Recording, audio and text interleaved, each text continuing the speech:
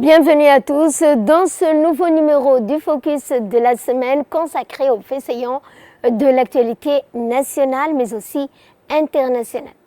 Nous entamons ce focus par la nomination du nouveau ministre des Affaires étrangères et ce par décret présidentiel du 1er avril 2025 en la qualité de ministre des Affaires étrangères de la coopération internationale en remplacement de Mahmoud Ali Youssouf. Le président de la République, son Excellence Ismaël Omar Guelleh, a procédé à mardi à la nomination d'un nouveau membre de son gouvernement. Il a à cet effet, par décret présidentiel, nommé M. Abdelkader Hussein Omar au poste de ministre des Affaires étrangères de la coopération internationale, porte-parole du gouvernement, en remplacement de M. Mahmoud Ali Youssouf.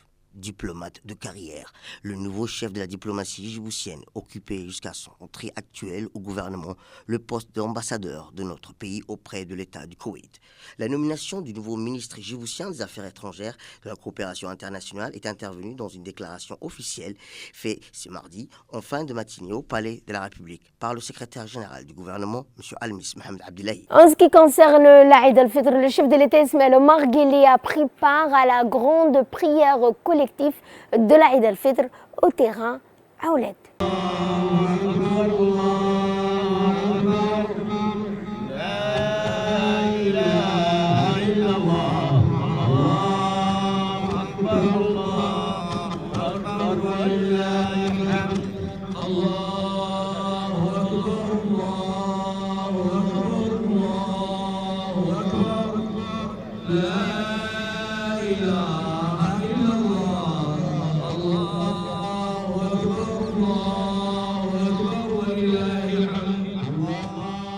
Le président de la République, son Excellence Ismaël Omar Guelleh, a pris part, en compagnie de ses compatriotes, à la prière de l'Aïd al-Fitr, marquant la fin du mois béni du Ramadan.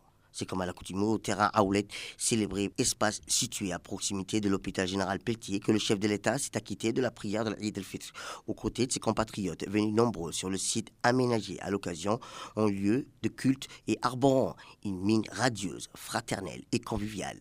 À l'issue de la prière de l'Aïd, les Djiboutiens se sont livrés à la série de rites et des traditions se rapportant à la célébration de la fête chez nous. Ils se sont ainsi adonnés aux fameuses retrouvailles entre familles et amis, moment central où parés d'habits neufs, revêtus en leurs circonstances, ils ont l'habitude, autour des plats raffinés et aux boissons rafraîchissantes, se souhaiter les meilleurs vœux de santé, de bonheur et de réussite. La commémoration de l'Aïd al-Fitr n'a pas dérogé non plus cette année à Djibouti au principe de donner lieu à un spectacle jovial de déchaînement, de partage et de solidarité, où sous le signe de la concorde et de la cohésion nationale, nos compatriotes ont fourni une nouvelle fois les gages supérieurs de leur appréciation.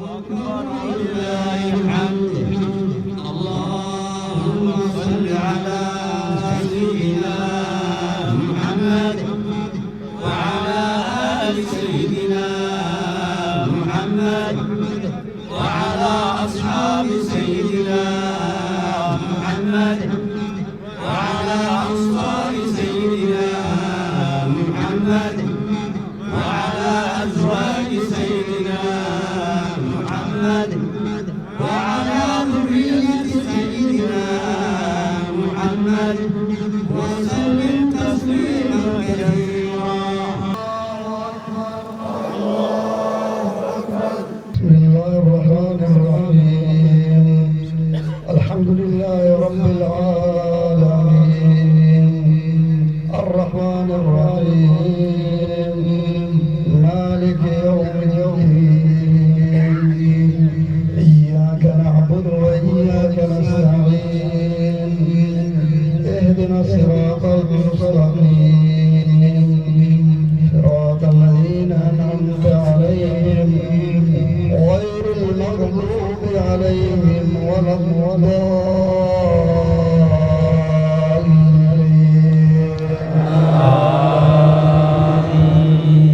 ما شاء الله إنه يعلم الجهر وما يخفى ونبصرك لليسرى وذكر النفعة الذكرى سيذكر من يخشى ويتجنب الأشقى الذي يصلى النار الكبرى ثم لا يموت فيها ولا يحيا قد أفلح من تزكى وذكر اسم ربه فصلى بل تؤثرون الحياة الدنيا والآخرة خير وأبقى إن هذا لفي الصحف الأولى صحف إبراهيم وموسى الله أكبر الله أكبر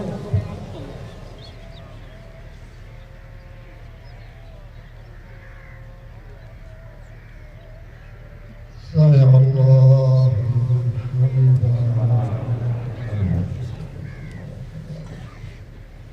الله أكبر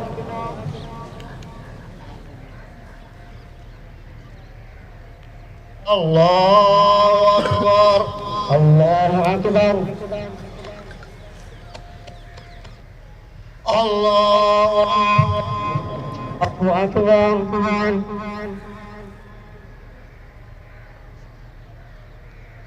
الله أكبر الله أكبر الله أكبر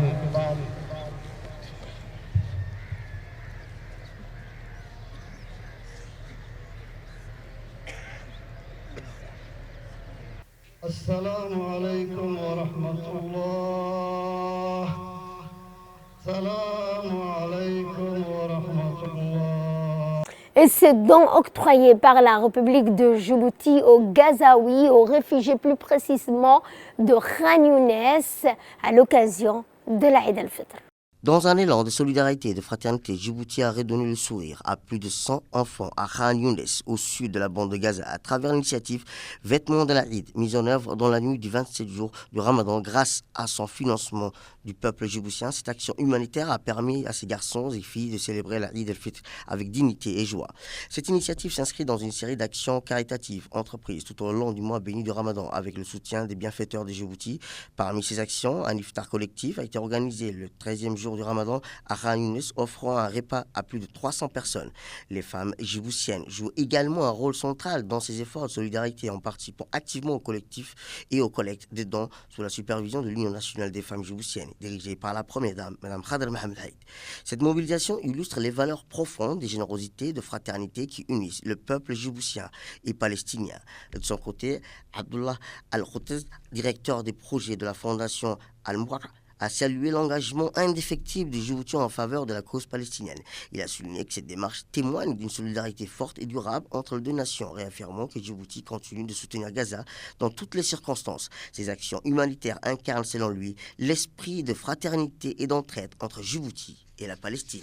Nous allons donc parler économie, cette fois où l'Afrique du Sud salue la participation de l'Union africaine au sommet du G20. Les délégués du G20 étaient en réunion informelle à New York, au centre de la rencontre. L'exposé fait par le représentant de l'Afrique du Sud, qui préside l'organisation Déclaration qui a porté sur la solidarité, l'égalité et la durabilité. Ces mots domineront la prochaine réunion du G20. Le Sud-Africain a aussi mis en avant la présence de l'Afrique dans le groupe. Nous félicitons l'inclusion de l'Union africaine dans le G20, qui constitue une occasion importante d'amplifier la voix de l'Afrique dans la gouvernance économique mondiale, tout en veillant à ce que les priorités de développement du continent africain et du Sud global, trouvant une expression ferme et permanente dans l'ordre du G20. La Syrie a dévoilé le nom de son nouveau gouvernement. Je vous propose de suivre dans cette séquence le nom des ministres nominés. La cérémonie d'annonce du nouveau gouvernement syrien a débuté par la déclaration du président Ahmed al-Sharra, qui a assuré que le gouvernement s'efforcera de reconstruire les institutions de l'État sur la base de la responsabilité et de la transparence. Et ainsi, nous assistons à la naissance d'une nouvelle phase de notre parcours national de formation de ce nouveau gouvernement. Aujourd'hui est une déclaration de notre volonté commune de construire un nouvel État et de poursuivre. Ce gouvernement cherchera à ouvrir des nouveaux horizons dans les domaines de l'éducation, de la santé et ne permettront pas à la corruption d'infiltrer nos institutions. La composition du nouveau gouvernement comprend le ministre de la Défense, Mourahaf Abou Kassra, le ministre de l'Intérieur, Anas, le ministre des Affaires étrangères, Assad et le ministre de la Justice.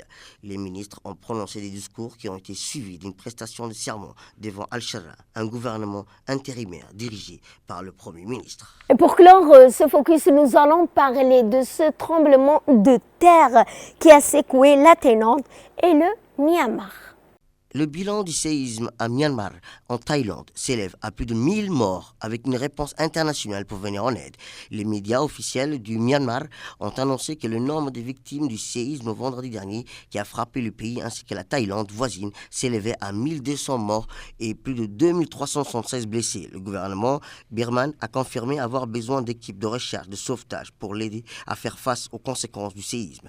Des pays et des organisations internationales ont exprimé leur volonté d'apporter leur aide aux nations touchées par ce séisme qui a dévasté des vastes régions du sud-est asiatique. Un tremblement de terre d'une magnitude 7,7 et d'une réplique de 6,4 ont secoué la Thaïlande et le Myanmar vendredi dernier. Les séismes ont entraîné la chute d'un gratte-ciel en construction à Bangkok et endommagé des bâtiments historiques au Myanmar.